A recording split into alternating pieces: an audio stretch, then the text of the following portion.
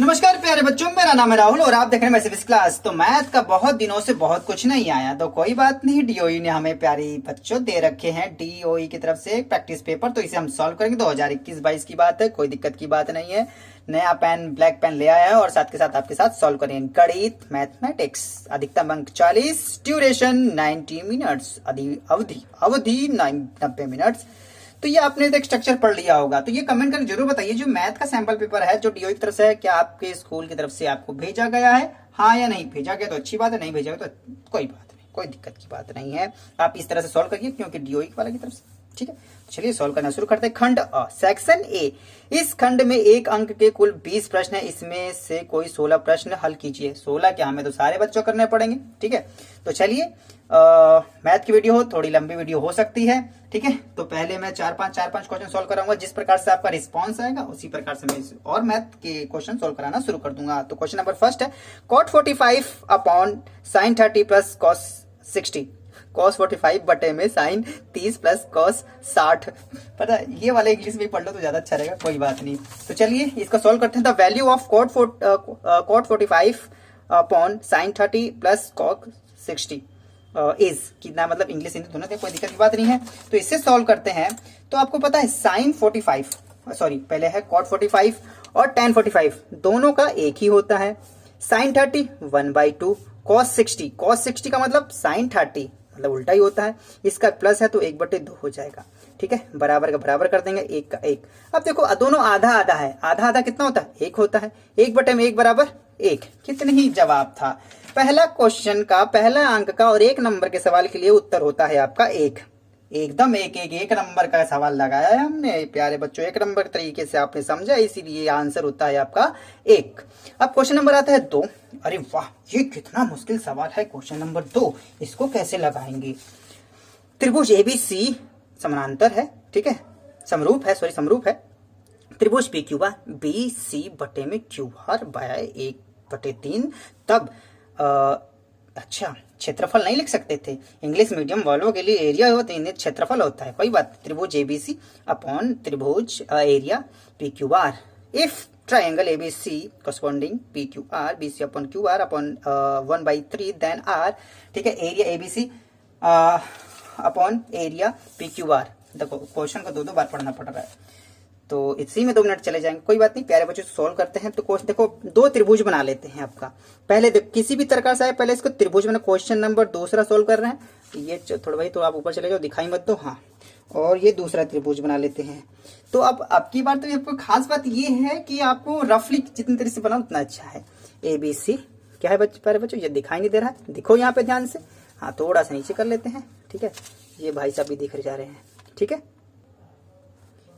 ए B C P Q R, याद रखना ए B सी चला था, पी क्यू आर बच्चों ऐसे लिखना, कहीं पी क्यू आर अगर आपने पी क्यू आर ऐसे लिखते गड़बड़ नहीं है, लेकिन कई बार समझने में दिक्कत आ जाती है, तो ऐसा मत लिखो। जहां से ये शुरू कर वहीं से वैसे ही शुरू करना। ठीक है, इसने क्या दे रखा है, बी सी बराबर, यहां देखो बी सी बराबर 1, बी सी बराबर 1 और क्यू आर बराबर 3।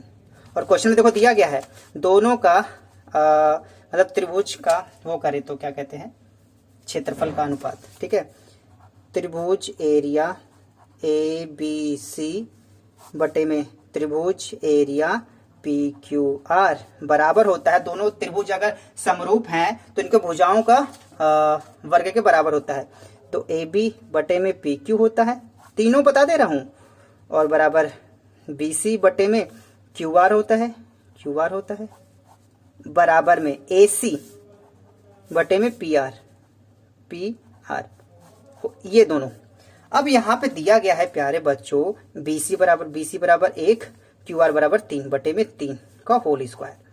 तो यहां पे दोनों बात समझ लेना, अगर ये दिया हो तो ये लिख लेना, ये दिया तो ये लिख लेना, समझ रहे हो ना। अरे वाह, तो यहाँ पे 1 का 1 हो जाता है, 3 3 9 हो जाता है, तो आंसर हो जाता है 1/9। आंसर है 1/9, आंसर है 1/9। यहाँ पे टिक करते हैं और आगे जाते हैं। ठीक है, ठीक है। और कई अगर बेसिक के बच्चे होंगे यार तो उनको भी देखना पड़ेगा। अगर ये कई बार बच्चों समझ में नहीं आया तो यहाँ देखना, लाल पेन समझा देता हूँ तो ठीक है। नहीं कई प्यारे बच्चे देखो वो वर्ग वाला नहीं समझ पाते हैं। तो 1/3 गुणे में 1/3, क्यों समझा रहा हूँ कि 3 दूना 6। मैंने कई बच्चों को देखा है यार 10th क्लास में वो बेसिक चीजें गलत कर देते हैं। तो ये हो जाएगा 1 एकम 1, 3 3 9 बच्चे, ऐसे 1/9 हुआ। ठीक है, जिनको नहीं समझ में अच्छी बात है, कई बच्चे समझदार है, कोई दिक्कत की बात नहीं, तभी तो आपने एडवांस मैथ ले रखा होगा। और हाँ ये तो मैंने बताया ये दोनों के लिए है, एडवांस और बेसिक दोनों के लिए धासु नंबर है। तो क्वेश्चन नंबर 3 पे चलते हैं। हाँ, यदि P तथा Q दो अभाज्य संख्याएं हैं तो एलसीएम P और Q। If P and Q are two prime numbers then LCM PQ। तो PQ का एलसीएम क्या होगा? फॉर एग्जाम्पल मैं आपको बताता हूँ। अब तो अभाज्य संख्या है ना जो एक दूसरे से ना कटे, 2 4 ये दोनों आपस में कट रही हैं, 2 एकम 2, 2 दूना 4, प्राइम नंबर नहीं है, सॉरी अभाज्य संख्या नहीं है। 6 ले सकते हैं, 7 ले सकते हैं, ठीक है, 6 और 7, ठीक है, 23 और 12 ले सकते हैं, दोनों आपस में नहीं कटेंगी, ये अभाज्य संख्याएं प्राइम नंबर है। इसका एलसीएम क्या होगा प्यारे बच्चों? ठीक है, देखो 6 और 12 का अगर एलसीएम लेते हैं तो एलसीएम इस प्रकार से 2 3 6, 2 6 12, 3 एकम 3, 3 दूना 6 और 2 एकम 2, 2 गुणे 3 गुणे 2 कर देता हूँ, 2 3 6, 6 दूना 12, 12 आ जाएगा एलसीएम 12। लेकिन अगर 6 7 लेता हूँ, 6 7 अभाज्य संख्याएं जो किसी से नहीं कटती हैं, तो 6 6 से कटेगा, ठीक है, और जो 7 है 7 से कटेगा, तो 7 6 गुणे 7, 7 चौक 28, सॉरी 6 6 7 42, 6 7 42। अगर वहीं पे PQ हो, वहीं पे अगर मैं नीले पेन से दिखाऊं PQ हो, PQ, ठीक है, तो जो P से जाएगा, ठीक है, और Q से जाएगा, तो P गुणे में Q, तो क्या होगा PQ। उम्मीद है मैं अच्छे समझा पा रहा हूं मैं। तो इसका आंसर हो जाएगा PQ। मैं क्यों प्यूं तो P। भाई साहब कैसा लगा प्यारे बच्चों सवाल सॉल्व करते समय? उम्मीद है आपको अच्छे से मैं समझा पा रहा हूँ। इसमें तो ये नहीं है टॉप ऑप्शन टिक किया और कैसे आया प्यारे बच्चों, मैथ में तो सब कुछ बताना पड़ेगा। अगर मैं देखो मेरे को ये समझाने में कम से कम 6 से 7 मिनट लग गए, लेकिन अगर आप पेपर में जाओगे तो इतना बोलोगे नहीं ना, वहां पे चुपचाप लगाओगे, टिक करोगे, आगे बढ़ जाओगे। वहां पे आपके पास लिमिटेड टाइम होगा 90 मिनट, मेरे पास है थोड़ा सा ज्यादा, इसी वजह से करेंगे काम आधा आधा। तो निम्न में से एक अपरिमेय संख्या है, which of the following in an in rational number, ठीक है, 2.9 ना बच्चा, इसको तो 2 3 9 बटे में 100 लिख सकते हैं, ये भी लिख सकते हैं, 34 बटे में 10, ये भी आपकी परिमेय संख्या बन गई, ये भी। अरे यार इन दोनों में से अपरिमेय संख्या, ये भी बढ़ते हुए जा रहा है, ये भी बढ़ते हुए जा रहा है, लेकिन ध्यान से देखो 2 7 1 2 7 1 2 7, ठीक है, 2 7 1 2 7 1 2 7 1, तो इसको लिख सकते हैं 2 7 1 पे बार। अब ये है इसको P बटे Q के रूप में लिख भी तो सकते हैं प्यारे बच्चों, ठीक है, जिसके ऊपर बार लगा है, अब अनलिमिटेड नहीं है, इसे हमने लिमिट में कर दिया, ठीक है, इस प्रकार से हम P बटे Q के रूप में लिख सकते हैं, लेकिन लिखेंगे नहीं। ये तो मैंने, अगर आपको देखना होगा तो लिंक डिस्क्रिप्शन में है प्यारे बच्चों, मैंने प्रश्नावली सॉल्व करा रखी है, वहां जाके देख सकते हैं। सेम क्वेश्चन नहीं है, थोड़ा डिफरेंट है। तो ये क्यों आ रहे भैया, पढ़ो मत, चलो चलो, यहाँ बच्चों की पढ़ाई चल रही है, लड़ाई मेरे से, चल। अब यहाँ पे देखो 0.01 001 0011, ये बढ़ते हुए ये आपका अपरिमेय संख्या है। इसे P बटे Q के रूप में नहीं लिख सकते, इसे हम P बटे Q के रूप में नहीं लिख सकते, जहां Q इक्वल टू नॉट 0, तो ये नहीं हो सकता। तो इस वजह से इसका आंसर हो जाएगा D। ओ माई गॉड, उम्मीद है आप लोगों को प्यारे बच्चे समझा पा रहा हूँ। पेज नंबर 1 यहाँ समाप्त हो जाता है, DOE की तरफ से जारी किया गया है। क्वेश्चन नंबर 4 से चलते हैं क्वेश्चन नंबर 5 पे, ठीक है। क्वेश्चन नंबर 5, रिया और काजल सहेली हैं चाहे दोस्त हैं, ठीक है। यहाँ देखो एक लिखा हुआ है क्या प्यारे बच्चों, Riya and Kajal are friends, the probability that both are. अच्छा देखो यहाँ पे एक नहीं है, ये लाइन कीजिए। अबे यार देखो, किसी गैर लीप वर्ष में दोनों का जन्मदिन एक ही दिन होने की प्रायिकता है। Riya and Kajal are friends, the probability that both will have the same birthday. अच्छा जी, in a non leap year, ठीक है, लीप ईयर आपका होता है 366 366, ठीक है, नॉन लीप ईयर होता है 365। अब देखो अगर प्रायिकता है तो अगर इसने साल की बात की, नीचे 365 होगा, नीचे 365 कुल संभावित परिणाम होता है ना, और संभावित परिणाम ऊपर लिखते हैं और कुल संभावित परिणाम नीचे लिखते हैं। 365 365 365 और डी क्वेश्चन एकदम में फालतू में दिया गया जिसे होना भी नहीं चाहिए। अब देखो 1/365 31/365 महीने के तो है नहीं, दिन में एक बार की पूछ रहा है तो 20 हिसाब से गलत हो जाता है। 364 एक दिन छोड़, देखो बच्चों ये और ये इस दोनों में हमेशा कंफ्यूज, एक दिन छोड़ के सभी दिन मैच होने की प्रायिकता ये हो जाती है, लेकिन उसी दिन होने की प्रायिकता होगी ये, तो ऑप्शन ए भी गलत होगा। यहाँ पे ऑप्शन आपका सही सी बिल्कुल सही होगा। अगर यहाँ पे क्वेश्चन पूछ लेता जन्मदिन एक ही दिन न होने की प्रायिकता, न होने की प्रायिकता, तो जो आपका क्वेश्चन जो ये ऑप्शन ए है वो ठीक हो जाता प्यारे बच्चों। उम्मीद है चीजें मैं आपको अच्छे समझा पा रहा हूँ। क्वेश्चन नंबर 5 के बाद क्वेश्चन नंबर 6 पे चलते हैं। क्वेश्चन नंबर 6 पे चलते हैं, ठीक है। क्वेश्चन नंबर 6 है 8 सेमी भुजा वाले समबाहु त्रिभुज के शीर्ष लंब की लंबाई है। What is the length of an altitude of equilateral triangle of side 8 centimetre. अब देखो समबाहु त्रिभुज किसे कहते हैं? सम इक्विलेटर ट्राइंगल, ये तो प्यारे बच्चों आप लोगों को पता होगा। रफ भाई साहब इधर आ जाओ, रफ भाई साहब इधर आ गए हैं। इक्विलेटर ट्राइंगल अगर मैं यहाँ पे बताऊं, क्वेश्चन नंबर 6 सॉल्व करा रहे हैं, यहाँ पे हमने इक्विलेटर ट्राइंगल बना दिया जिसे हिंदी में कहते हैं समबाहु त्रिभुज के शीर्षलंब की लंबाई है। शीर्षलंब की लंबाई और शीर्षलंब की लंबाई, शीर्षलंब ये हो जाता है आपका, इसने 8 सेंटीमीटर ये दिया गया है तो 8 ये भी होगा, 8 ये भी, 8 सेंटीमीटर ये सेंटीमीटर। आपको जस्ट आंसर बताना है, ये है। इस प्रकार से बनकर और बताना क्या है, जैसे में जो मैंने नीले वाला खींचा है वो।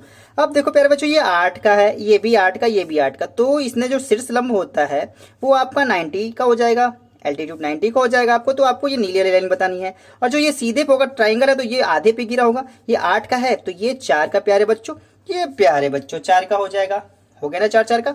अब देखो यहाँ पे हम लिख सकते हैं, पाइथागोरस प्रमेय लगा सकते हैं। देखो ये आपका आधार हो जाएगा, ये आपका कड़ हो जाएगा और ये आपका लंब हो जाएगा। और ये निकालने के लिए x बराबर, में इसे x मान लेता हूँ, तो x बराबर इससे रूट में आ जाएगा आपका कड़ का वर्ग, मैं लिखो मैं हिंदी में कड़ का वर्ग और माइनस आधार का वर्ग। पाइथागोरस प्रमेय, पाइथागोरस प्रमेय, तो यहाँ पे लगा देंगे। कड़ कितना आपके पास 8 का स्क्वायर हो जाएगा, आधार कितना है 8 था, 8 का तो 4 हो जाएगा, 4 का स्क्वायर हो जाएगा। यहाँ पे 8 व 64 होता है, 64 हो जाएगा, 4 चौके 16 होता है, 64 और 8 घटा देंगे, कितना आ जाएगा, ठीक है 10 4 8, कितना बच जाएगा यहाँ पे आपका 8 और यहाँ 5 1 4 48, ठीक है। 48 का खंड करेंगे तो 16 कम 16 16 16 3 48, तो 16 3 48 होता है।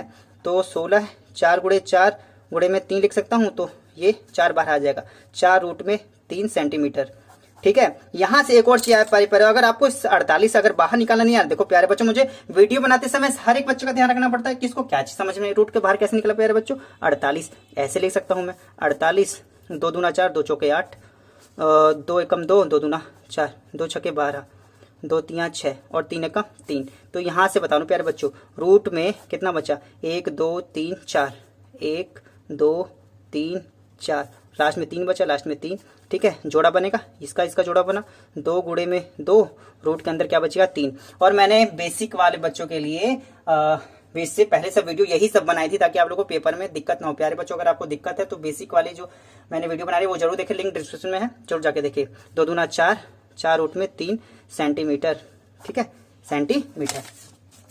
तो 4 रूट में 3 4 एक ही है, 4 रूट में 3 सेंटीमीटर, ठीक है। ये आपका बिल्कुल सही होगा। सही है प्यारे बच्चों। तो क्वेश्चन नंबर 6 हमने काफी शानदार तरीके से किया है और इसको 1 नंबर ले लिया है। चलते हैं अगले नंबर की तरफ। द्विघात बहुपद x 3x square minus kx plus 6 के शून्यकों का योग -1 है तो की का मान ज्ञात कीजिए। If the sum of the zeros of quadric polynomial 3x square minus kx plus 6 is -1 then the value of k is, k की वैल्यू क्या होगी। सबसे पहले आपको ये वैल्यू लिख लेनी है और यहाँ पे -1, तो जहां पे x है वहां पे आपको -1 लिख देना है और बराबर 0, जो ये आपके पास दिया गया था मैंने उसी चीज को लिख दिया बराबर 0 करके, और जहां पे x होगा -1, तो 3 गुणे में -1 का स्क्वायर माइनस k की वैल्यू नहीं पता, गुणे में -1 प्लस में 6 बराबर में 0, ठीक है। तो 3 गुणे में 1 -1 गुणे में -1 बराबर में 1 हो जाएगा, माइनस प्लस तो 1 आ जाएगा यहाँ पे, और माइनस माइनस गुणा, ये क्या हो जाएगा प्लस, यहाँ पे प्लस में के हो जाएगा, प्लस में 6 बराबर में 0। देखो यहाँ पे 3 प्लस में के प्लस में 6 बराबर 0 और के 6 और 3 9 प्लस में 9 बराबर 0, 9 उधर जाएगा, के बराबर -9। तो आंसर बराबर क्या होगा, के बराबर -9।